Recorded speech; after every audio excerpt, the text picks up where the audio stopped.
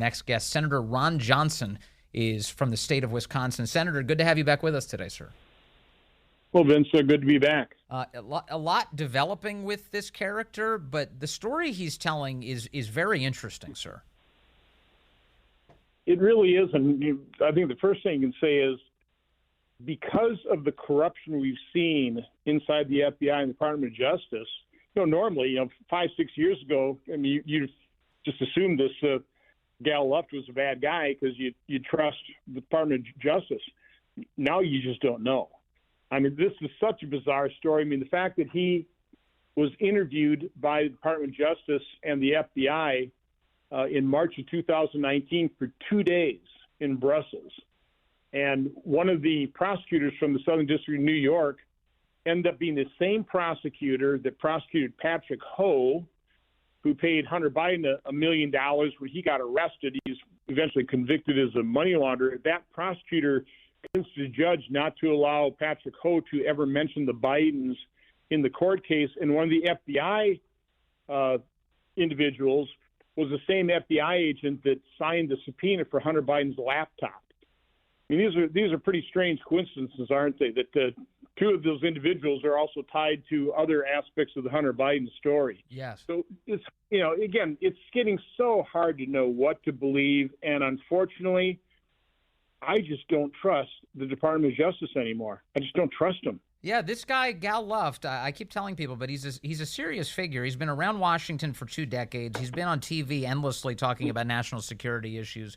He was a former the institute he works with, the think tank he works with, the Institute for the Analysis of Global Security, was founded by Robert McFarlane, the former national security advisor to Ronald Reagan, and James Woolsey, the former CIA director under Bill Clinton. So this, to me, Senator Johnson, seems like a fairly serious person. Yes, and very well connected with people of integrity. So, again, who knows what to believe? It is bizarre that the Department of Justice would arrest him in Cyprus as opposed to he's been living in Israel for 15 years. We have extradition treaties with Israel. I mean, if you've got serious charges against him, why wouldn't you lodge those with Israeli officials and go through normal process? Is it because you don't have much faith in your own charges? Again, it's just such a bizarre story. And again, there's just nothing that seems on the up and up when it comes to the investigation of and prosecution of Hunter Biden. Now, Gal Luft, the reason he says he's got this information, as I understand it, is because he was advising this Chinese energy company, CEFC, that he was in the room. He was a part of many of the conversations that they were having as a company. So he was much more intimately familiar with the way Hunter Biden was being paid than most people would be, right? Correct. And again, he was an expert in oil. He had a think tank. It would make sense for a Chinese oil type of company to employ somebody who's expert at that. And so he understood what CEFC was doing with the Bidens. It was interesting. The same information that Senator Grassley and I uncovered. We had bank records that showed the agreement where they would pay Hunter Biden, I think, $1 million retainer and then $100,000 per month, and James Biden $65,000 per month. That apparently is what he told the 6 individuals that interviewed him in Brussels back in March of 2019. Now, again, it's possible that he just found out what Senator Grassley and I reported, and he is going off of that information. Yeah. But if he'd already, again, what we need is the notes from that FBI and the Southern District of New York prosecutor, those meetings. They should turn those notes over to Congress. When he met in Brussels with them, you'd like the notes, the minutes Correct. of those meetings. Right. Yeah. Whatever FBI form they fill out on those meetings, we would like those. There's a big stack of information that all seems to corroborate the same thing, which is that the Biden family is engaged in what appears to be a money laundering operation. So I know that you've been digging into the suspicious activity reports. You see all of the odd payments flowing into the Biden family. You see the involvement of his business partner, Rob Walker, who seems to be handling the money and sending it to the Bidens. You see all of the money flowing to Hunter Biden in the form of, quote, loans, which are designed to evade income tax requirements. Tony Bobulinski says the big guy is definitely Joe Biden. He was receiving 10%. I'm struggling to find any detail here that demonstrates the innocence of the Biden family. oh no, everything's incriminating.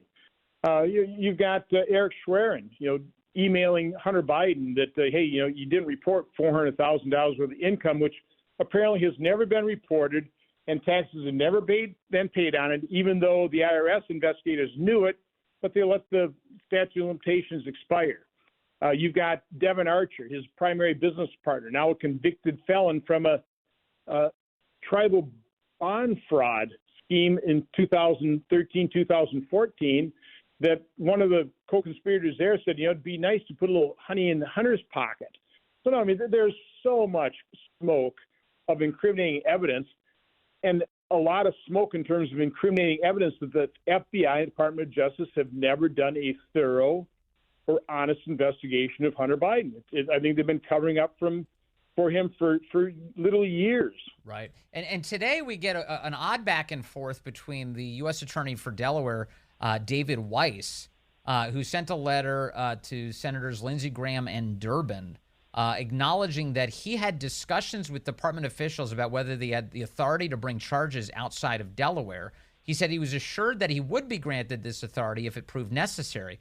But Gary Shapley, that's the IRS whistleblower, he's put out a statement today saying that David Weiss's story continues to change. As a practical matter, it makes no difference whether Weiss requested special counsel or special attorney authority. Under no circumstances should the process have included the political appointees of the subject's father, because Congress and the public has been assured it would not, but it did. Help me understand, if you know, Senator Johnson, what's going on here? It seems like somebody's not telling the truth to Congress and the Justice Department. Yeah, well, he also wrote letters to Jim Jordan, Chairman Jordan, on June 7th and June 30th that were certainly contradictory and contradicted what, well, first confirmed what Merrick Garland said, but was completely contradictory to what Gary Shapley had said. He told them that he asked for this authority and was turned down. The fact of the matter is that they allowed the statute of limitations to run on the most serious tax charges. We have, the testimony that the David Weiss's assistant blocked investigators from checking into Joe Biden's connection to Hunter Biden's business activities, prevented the search warrant of a Joe Biden vacation or some kind of his residence, and then gave a tip-off to a storage unit that they were going to search. So there's all kinds of obstruction within Attorney Weiss's office from an assistant U.S. attorney as well. So, again, there's so much smoke of corruption within the investigatory process here. I know you typically don't get into the business of what the House should do, because considering you're in the Senate, but the FBI director is showing up in front of that House Judiciary Committee this week. What kind of information are you looking for out of Christopher Wray? Well, I would still like to know, who directed the unsolicited briefing of Senator Grassley and I in August of 2020 that was designed to interfere in our investigation. Where they told us, you're a target of Russian disinformation. This is after months of Democrats accusing us of soliciting and disseminating Russian disinformation. There's so many things that I would ask Christopher Wray. His primary job was to restore the integrity of the FBI. He's done the exact opposite. Yes. And if I understand the claim that you've been making for some time correctly, and of course, correct me if I'm wrong, you believe that the FBI set you up with that meeting because they wanted people to hear the story that, Senator Johnson was told it was Russian disinformation a while ago, and yet he kept pursuing it, and he knew better. Yeah, I think they actually wanted to scare us off our investigation in general. Just say, hey, you can't believe anything you're hearing because it's all Russian disinformation. Just, stop your investigating. By the way, it to a certain extent worked, because the day after we issued our report that laid out all these financial transactions of this vast web of foreign financial entanglements, John Paul McIsaac offered us his computer.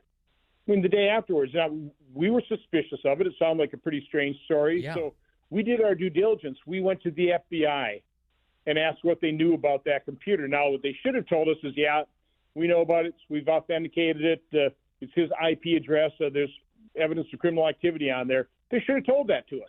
But no, they gave us a runaround for weeks, to the point where McIsaac got impatient and offered it to Rudy Giuliani's attorney, and then that got turned over to the New York Post. The rest is history. So what you're talking about is John Paul MacIsaac engaged you. That was in 2020. The FBI knew according to the whistleblower's testimony, the FBI had authenticated that laptop in October of 2019 and took possession of it in December of 2019.